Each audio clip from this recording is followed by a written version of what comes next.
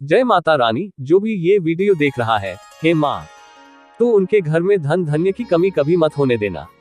दोस्तों, नवरात्रि पर्व पर 9 दिन उपवास रखकर माता की आराधना की जाती है। आओ जानते हैं इस पर्व के बारे में 10 पौराणिक बातें।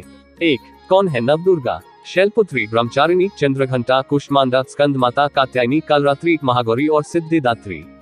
कुछ इन्हें माता अंबिका का ही आध्यात्मिक रूप मानते हैं, तो कुछ यह सभी माता पार्वती का रूप ही मानते हैं। पर्वतराज हिमालय की पुत्री होने के कारण उन्हें शैलपुत्री कहा जाता है। ब्रह्मचारिणी अर्थात जब उन्होंने तपश्चर्या द्वारा शिव को पाया था।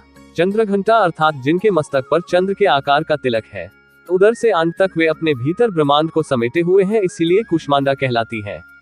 उनके पुत्र कार्तिकेय का नाम स्कंद भी है, इसीलिए वे स्कंद की माता कहलाती है। यज्ञ की अग्नि में भस्म होने के बाद महर्षि कात्यायन की तपस्या से प्रसन्न होकर उन्होंने उनके यहाँ पुत्री रूप में जन्म लिया था, इसीलिए वे कात्यायनी कहलाती है।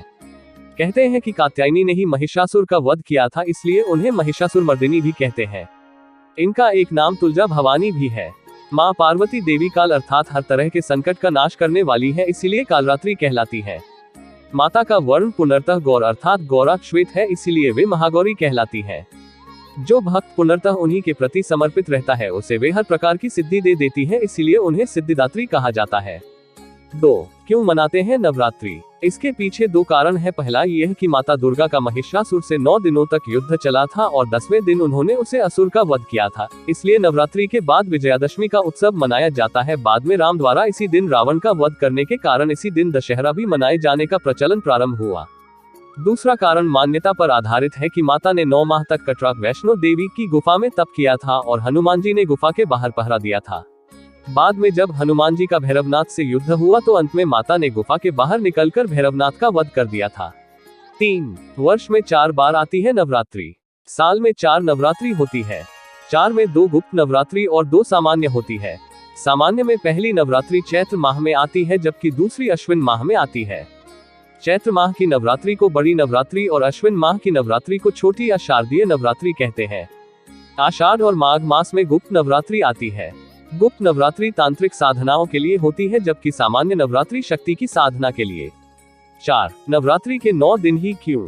दरअसल इन 9 दिनों में प्रकृति में विशेष प्रकार का परिवर्तन होता है और ऐसे समय हमारी आंतरिक चेतना और शरीर में भी परिवर्तन होता है। प्रकृति और शरीर में स्थित शक्ति को समझने से ही शक्ति की आराधना का भी महत्व समझ में आता है। असल में चैत्र और आश्विन के नवरात्रि का समय ऋतु परिवर्तन का समय है। ऋतु प्रकृति का हमारे जीवन, चिंतन एवं धर्म में बहुत महत्वपूर्ण स्थान रहा है।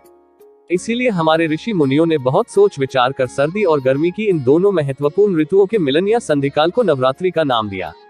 यदि आप उक्त 9 दिनों अर्थात साल के 18 दिनों में अन्य का त्याग कर भक्ति करते हैं तो आपका शरीर और मन पूरे वर्ष स्वस्थ और निश्चिंत रहता है। 5. साधना का समय। अंकों में 9 अंक पूर्ण होता है। 9 के बाद कोई अंक नहीं होता है। ग्रहों में 9 ग्रहों को महत्वपूर्ण माना जाता है। फिर साधना भी 9 दिन की ही उपयुक्त मानी गई है। किसी भी मनुष्य के शरीर में 7 चक्र होते हैं जो जागृत होने पर मोक्ष का मार्ग प्रशस्त करते हैं। नवरात्रि के 9 दिनों में से 7 दिन तो चक्रों को जागृत करने की साधना की जाती है। 8वें दिन शक्ति को पूजा जाता है। 9वां दिन शक्ति की सिद्धि का होता है। शक्ति की सिद्धि यानी हमारे भीतर शक्ति जागृत होती है।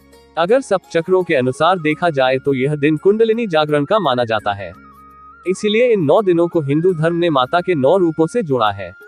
शक्ति के इन 9 रूपों को ही मुख्य रूप से पूजा जाता है। ये 9 रूप है शैलपुत्री, ब्रह्मचारिणी, चंद्रघंटा देवी, कुष्मांडा देवी, स्कंद माता, कात्यायनी, माँ काली, महागौरी और सिद्धिदात्री। अंत में सिद्धि और मोक्ष ही प्राप्त होता है। इसी तरह हमारे शरीर में 9 छिद्र हैं। 2 आंख, 2 कान, नाक के 2 छिद्र, 2 गुप्तांग और 1 मुंह। उक्त 9 अंगों को पवित्र और शुद्ध करेंगे तो मन निर्मल होगा और छठी इंद्री को जागृत करेगा। नींद में यह सभी इंद्रियां या छिद्र लुप्त होकर बस मन ही जागृत रहता है। वर्ष की 36 नवरात्रियों में उपवास रखने से अंग प्रत्यंगों की पूरी तरह से भीतरी सफाई हो जाती है। 6. पूर्ण होती है मनोकामना। पुराणों के अनुसार मान्यता है कि उक्त 9 दिनों में जो व्यक्ति अन्न का पूर्ण त्याग कर माता की भक्ति या ध्यान करता है उसकी सभी तरह की मनोकामना पूर्ण हो जाती है। या वह जो भी संकल्प लेकर 9 दिन साधना करता है उसका यह संकल्प पूर्ण हो जाता है। इस दौरान कठिन साधना का ही नियम है। मन से कुछ लोग नियम बनाकर व्रत या उपवास करते हैं, जो कि अनुचित है। जैसे से कुछ लोग चप्पल छोड़ देने हैं, कुछ लोग बस सिर्फ खिचड़ी ही खाते हैं, जो कि अनुचित है। शास्त्र सम्मत व्रत ही उचित होते हैं। 7. नवशक्ति और नवधा भक्ति। माता पार्वती शंकर जी से प्रश्न करती हैं कि नवरात्र किसे कहते हैं। शंकर जी उन्हें प्रेम पूर्वक समझाते हैं, नव शक्ति भी संयुक्त नवरात्रम तदुच्यते, एक देव देवेशी। नवधा परितिष्ठता, अर्थात नवरात्र नवशक्तियों से संयुक्त है। इसकी प्रत्येक तिथि को एक एक शक्ति के पूजन का विधान है। 8. रात्रि का महत्व। नवरात्र शब्द से नवहोरात्रों विशेष रात्रियां का बोध होता है। रात्रि शब्द सिद्धि का प्रतीक माना जाता है। भारत के प्राचीन ऋषि मुनियों ने रात्रि को दिन की अपेक्षा अधिक महत्व दिया है। यही कारण है कि दीपावली, होलिका, शिवरात्रि और नवरात्र आदि उत्सवों को रात में ही मनाने की परंपरा है। यदि रात्रि का कोई विशेष रहस्य न होता तो ऐसे उत्सवों को रात्रि न कहकर दिन ही कहा जाता, जैसे नवदिन या शिव दिन, परंतु हम ऐसा नहीं कहते हैं। शैव और शक्ति से जुड़े धर्म में रात्रि का महत्व है तो वैष्णव धर्म में दिन का। इसीलिए इन रात्रियों में सिद्धि और साधना की जाती है। इन रात्रियों में किए गए शुभ संकल्प सिद्ध होते हैं। 9. अलग अलग हैं देवियां। अलग अलग देवियां। देवियों में त्रिदेवी, नवदुर्गा, 10 महाविद्या और 64 योगिनियों का समूह है। आदि शक्ति अंबिका सर्वोच्च है और उसी के कई रूप हैं। सती, पार्वती, उमा और काली माता भगवान शंकर की पत्नियां हैं। अंबिका ने ही दुर्गमासुर का वध किया था, इसीलिए उन्हें दुर्गा माता कहा जाता है। प्रत्येक देवी को उनके वाहन, भुजा और अस्त्र शस्त्र से पहचाना जाता है। जैसे अष्टभुजाधारी देवी दुर्गा और कात्यायनी सिंह पर सवार हैं, तो माता पार्वती चंद्रघंटा और कुष्मांडा शेर पर विराजमान है। शैलपुत्री और महागौरी वृषभ पर, कालरात्रि गधे पर और सिद्धिदात्री कमल पर विराजमान है। इसी तरह सभी देवियों की अलग अलग सवारी है। 10. 9 देवियों के 9 भोग। शैलपुत्री कुट्टू और हरड़, ब्रह्मचारिणी दूध दही और ब्राह्मी, चंद्रघंटा चौलाई और चंदुसूर, कुष्मांडा पेठा, स्कंदमाता शामक चावल और अलसी, कात्यायनी हरी तरकारी और मोया, कालरात्रि काली मिर्च, तुलसी और नागदौन, महागौरी साबुदाना तुलसी, सिद्धिदात्री आंवला और शतावरी।